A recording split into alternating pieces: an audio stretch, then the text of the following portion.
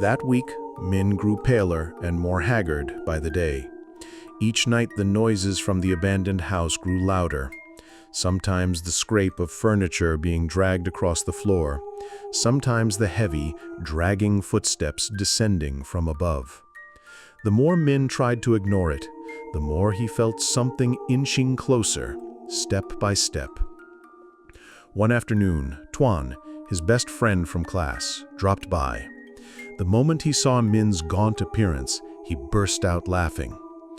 "What's wrong with you? You look like you've seen a ghost." Minh recounted everything: the knocks at his door, the figure in white, the handprint on the glass.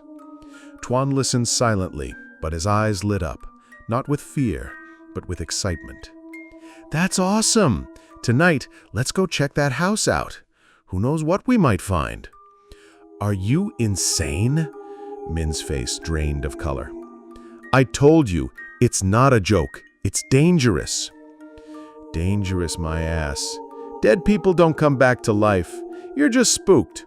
Tonight, we're going. I'll go with you. Nothing to be scared of." Tuan clapped him firmly on the shoulder. Minh hesitated, but curiosity, slow and poisonous, began to creep into his mind. After everything, maybe he needed answers. That night, around 11 p.m., the two crept out with a flashlight and a small knife for protection. The rusty iron gate of the abandoned house groaned open with an eerie screech. The stench of mildew rushed out to meet them, mixed with something faintly sweet, rancid, like rotting flesh. The yard was carpeted with dry leaves. Under the flashlight beam, the bushes seemed to stir and whisper like living shadows. Minh's hands trembled, but Tuan marched on confidently, shoving open the wooden front door. Bang! The door crashed inward, kicking up a choking cloud of dust. A wave of cold air swept over them, raising goosebumps along Minh's arms. Inside was pitch black. Cobwebs draped every corner. Water stains spread across the ceiling. Furniture sat under thick layers of dust, as though abandoned in a sudden flight years ago. The wooden floor groaned beneath their steps. Each creak echoed far too long, as if someone else was following behind. Minh turned again and again, but there was nothing, only Tuan's shadow. They moved deeper into the living room. On the cracked wall, Minh spotted scrawled words, dark brown and dried stiff. "Don't stay here." Blood. There was no mistaking it. The letters had been written in blood, seeped deep into the plaster. Cold sweat broke across Minh's skin, but Tuan's eyes widened with thrill. "Creepy! Probably just some prank." They climbed the staircase. Each step groaned and shuddered under its weight, the sound like a long wail. The air grew colder and colder until their breath came out in mist. At the top, Minh could feel it. Someone in the dark, watching every move. The first room they opened was pitch black. In the beam of the flashlight, a rotting bed appeared, sheets tossed aside as though someone had just risen. The second room was empty except for a cracked old wardrobe. But in the last room, they froze. A large mirror stood against the wall, shrouded in a heavy black cloth. The fabric hung from top to bottom, reeking of mold. Tuan glanced at Minh and smirked. "Want to see what's under there?" "Don't!" Minh grabbed his arm, heart pounding wildly. "The old woman said, something's inside that mirror." But Tuan brushed him off, voice full of challenge. "Ghost stories! Watch this!" He gripped the edge of the cloth and yanked it down. Snap! The old mirror emerged, its surface fogged as though veiled in mist. The flashlight's beam reflected their two tense faces. At first, nothing more, just them. Then there was a third. Behind Minh, a face slowly surfaced. deathly pale, eyes rolled white, pupils gone, lips stretched into a crooked, grotesque smile. Minh screamed, spinning around. Nothing there, only the suffocating dark. But in the mirror, the face remained, grinning wider, watching, hungry. A sharp crack split the air. The glass shuddered, a web of fractures spreading across its surface. From the cracks, thick red liquid began to seep. Blood. Tuan stumbled back, his face white as chalk. Minh grabbed his arm, shouting, "Run!" They bolted from the room, down the stairs, the wood shrieking under their feet. Bursting through the door, they tore into the yard. Minh swore he heard it then, the sound of laughter, faint and twisted, trailing them as they fled through the gate. Outside, gasping for breath, Minh turned back. The house stood still and silent, its windows gaping like hollow eyes. But at the second-floor window, a pale figure lingered, watching them go. After that night, Minh no longer dared to set foot near the abandoned house. But the image of that pale face in the mirror was carved deep into his mind. Every time he closed his eyes, he saw those blank, lifeless eyes and that twisted smile as if it wanted to peel the skin off the living. Tuan was different. Though he had turned pale with fear at the scene, afterward he treated it like some thrilling adventure. At gatherings, he retold the story of the mirror with an excited tone, making everyone both shiver and grow curious. "I swear that mirror really bled. It wasn't some stupid trick," Tuan said eagerly. "There's definitely a secret behind it." Minh stayed silent, never interrupting. He only felt chills whenever he remembered it, but Tuan seemed more and more eager to go back. 3 days later, Tuan called Minh, his voice full of excitement. "I did some digging. That house used to belong to a sorcerer. He used the mirror to seal away dark spirits, but after he died, no one dared to enter again." "You mean the mirror is imprisoning something?" Minh swallowed hard. "Exactly. That explains the blood. I want to go back and find out more. Come with me." "No, I'm not insane." Minh cut him off, heart pounding. "Didn't you see it was clearly warning us?" Tuan scoffed. "You're such a coward. Fine, I'll go alone." Then he hung up. Minh sat frozen, overcome with dread. He knew his friend's stubbornness. Once Tuan decided, no one could stop him. That night, Minh lay in bed, unable to sleep. At exactly midnight, his phone rang. It was Tuan's number. Hands trembling, Minh answered. On the other end came Tuan's ragged breathing, mixed with strange sounds, creaking wood, the wind hissing through the cracks. "Minh, I saw it." Tuan's voice was broken, panicked. "The mirror, it's opening. Tuan, where are you?" Before he could get a reply, there was a loud crash, then silence. The line went dead. Minh froze, his heart about to burst from his chest. Without thinking, he grabbed a flashlight and rushed straight to the abandoned house. The streets were deserted, the night wind howling through the trees, making the leaves whisper. When he arrived, the iron gate was ajar. He pushed it open. It screeched with a shrill, piercing sound. The yard was pitch dark, deathly still. As he stepped inside, he noticed the wooden door to the house was slightly open, swaying with the wind. "Tuan?" Minh called softly, voice trembling. No answer. Only a freezing gust swept out from inside, carrying the coppery stench of blood. Minh clenched his teeth and went in. The flashlight beam swept across the room. No one there. But on the staircase, fresh footprints were pressed into the dust, leading up to the second floor. Taking a deep breath, he followed them. Each step made the floorboards groan, echoing with his frantic heartbeat. At the very last room, the one with the mirror, Minh stopped dead. The door was wide open. Inside, darkness, thick as tar. He shone the light in. The mirror was still there, but no longer covered with cloth. Its surface was cracked, the fractures spreading like a spider web, and from them, blood seeped out, dripping onto the floor. In front of the mirror, Tuan was kneeling, his whole body trembling. His eyes were wide, locked on the mirror. "Twin!" Minh rushed forward, gripping his friend's shoulders. "What's wrong with you?" Tuan didn't answer. His lips moved as if repeating something. Minh leaned closer and finally caught the words. "It's calling me. It's calling me." At that moment, the mirror's surface rippled, as though something inside was struggling to break free. A pale skeletal hand emerged from a crack, groping in the air. Then, a face pressed through, white eyes, mouth stretched open to the ears. Minh screamed, dragging Tuan backward, but the hand had already clamped down on Tuan's shoulder.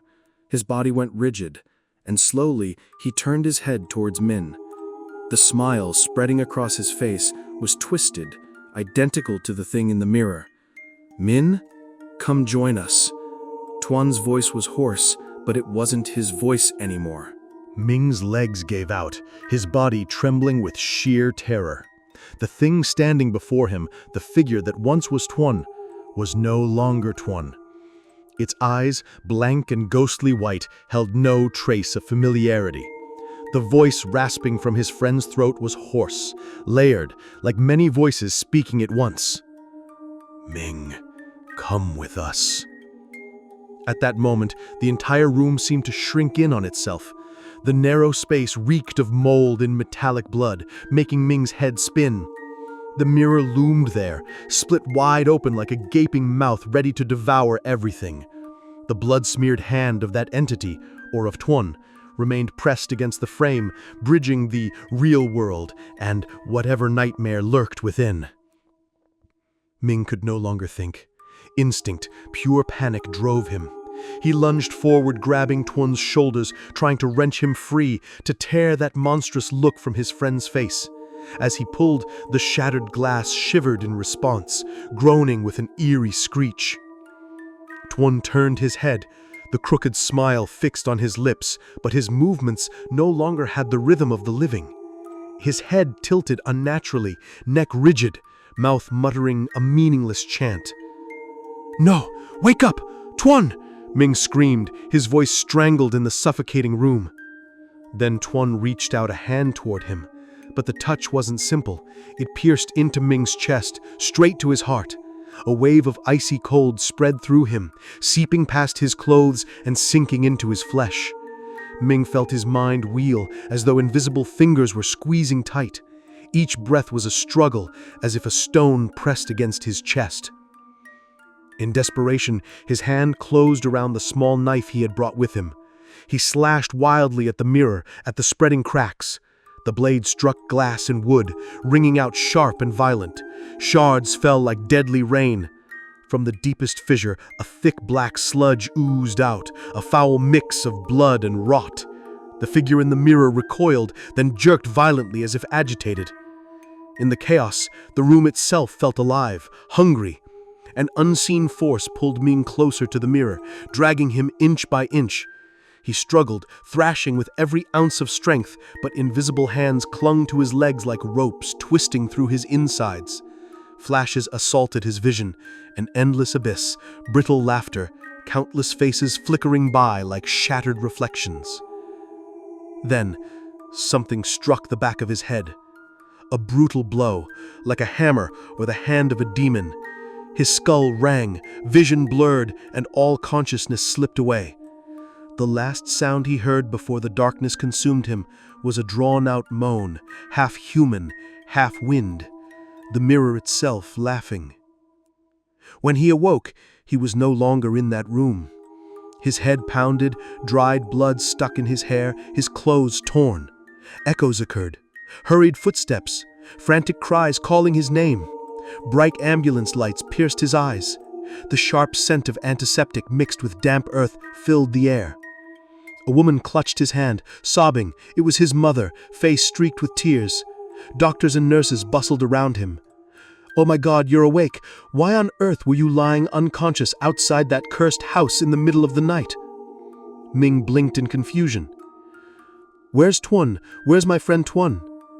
His mother froze, her face paling. "Tuan, there was no one else. They only found you. You were lying at the gate of that house mumbling nonsense. The doctor said you collapsed from exhaustion and fright." Ming's heart sunk.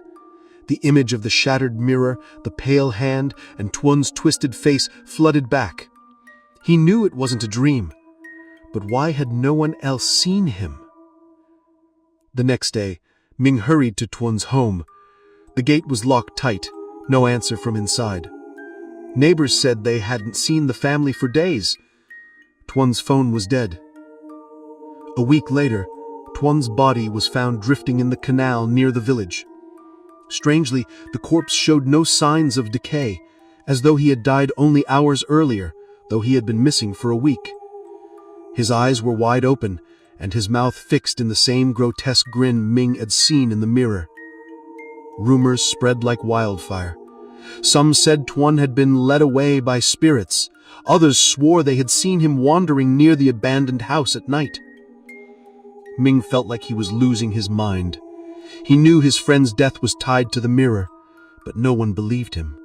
Some even whispered that he himself was cursed, spreading madness. At Tuan's funeral, as incense smoke curled in the air, Ming's blood ran cold. He saw Tuan's stiff face in the coffin, and the lips moved. Straining his eyes, he could clearly see them forming silent words. "Ming, come to me." Ming screamed, stumbling backward. Everyone turned, but saw only him shaking in terror. Tuan's body remained still. They shook their heads, whispering that grief had driven him to delusions. From that day on, Ming was haunted. Every night he dreamed of Tuan standing in that mirrored room, beckoning with a crooked finger. Some nights he woke to find his window wide open. Under the moonlight, Tuan's figure stood outside, grinning with lifeless teeth. And then Ming noticed the most horrifying detail. Tuan's figure cast no shadow. After Tun's mysterious death, Min lived in an unending terror. By day, he tried to act normal, but at night, the nightmares and whispers gnawed at his sanity. Deep down, he knew, if he didn't uncover the truth behind the mirror, he would share the same fate. One night, Min decided to seek out the old woman again. She sat in her yard, chewing betel, her clouded eyes carrying a shadow of sorrow. After hearing Min's desperate pleas, she sighed and began to speak. This story began more than half a century ago. There was once a powerful sorcerer in this village known as Master Hawk. He was famed for exorcisms and charms, but as time went on, he delved deeper into forbidden arts. Rumor had it, Master Hawk not only caught spirits, but raised demons. Min shuddered, swallowing hard. Then strange deaths plagued the village. Some were found hanging, others drowned, their bodies stiff, mouths torn open in grotesque grins. The villagers grew suspicious and stormed Master Hawk's house. In the upstairs room, they found a large mirror. From within, cries and screams echoed. The old woman paused to spit out the betel, then continued. This story began more than half a century ago. There was once a powerful sorcerer in this village known as Master Hawk. He was famed for exorcisms and charms, but as time went on, he delved deeper into forbidden arts. Rumor had it, Master Hawk not only caught spirits, but raised demons. Min shuddered, swallowing hard. Then strange deaths plagued the village. Some were found hanging, others drowned, their bodies stiff, mouths torn open in grotesque grins. The villagers grew suspicious and stormed Master Hawk's house. In the upstairs room, they found a large mirror. From within, cries and screams echoed. Then Toon was the one called. Not just him. The old woman's clouded eyes fixed on Minh. You've seen it too, haven't you? Once you've looked into that mirror, sooner or later, there is no escape. It will haunt you, drag you down, until you take another's place. Minh broke into a cold sweat. He remembered the dreams, Toon's voice calling, and that shadowless figure. All the signs were there. Isn't there any way to break the curse? I can't die like Toon. Minh dropped to his knees, begging. The woman sat silent for a long time before shaking her head. The dead cannot be saved, but the living still have a chance. To escape, you must confront it, step into the mirror itself, and destroy it at its core. But beware, few who enter ever return. Minh froze. The thought of stepping inside that cursed mirror made his body tremble, but he had no other choice. That night, back in his room, he saw Toon again, sitting on a chair, eyes blank, mouth stretched in a grin. It wasn't an illusion. He was really there, but his body was translucent, like mist.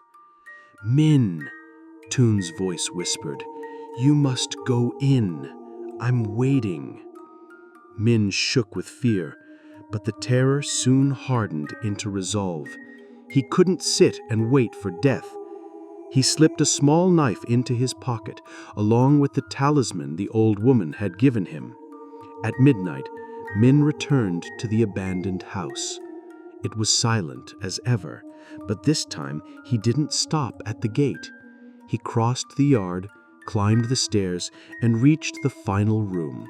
The door stood open, and the mirror loomed inside. Cold, cracked, ominous. Blood still seeped from the fractures, but as Minh approached, it stopped flowing as though waiting for him. The surface rippled, shimmering like a dark pond. From within, the voice called out, Minh, come in. Closing his eyes, Minh gripped the knife tight. He took a deep breath and reached out. His fingers touched the glass. It was ice cold. Then suddenly, his whole body was yanked forward. Crash! Minh was dragged inside, plunging into endless darkness. Minh plunged into an endless void, cold and heavy like a swamp. His ears rang, and the only sound he could hear was the pounding of his own heart. The flashlight was gone. Nothing remained but suffocating darkness.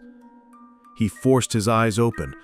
Before him stretched a faint, misty road through the gray void. On either side stood shadowy figures, their bodies twisted, faces grotesquely deformed. They did not move, did not speak, only watched each of Ming's steps in silence. Among them, Minh saw Tuan. His friend stood among the spirits, eyes rolled white, a crooked smile carved across his face. When Minh called out, Tuan only raised his hand in a beckoning gesture, wordless. Ming's heart clenched, but he pressed on. The deeper he went, the louder the whispers grew, echoing from all around. Stay here! Stay here! Stay here! At the end of the path, a dark chamber appeared. In the center stood a massive, cracked mirror, far larger than the one in the real world. Blood seeped from the fractures, pooling across the floor. Before it crouched a towering shadow. Its shape was indistinct, but its eyes blazed like fiery pits. As Minh entered, it slowly lifted its face.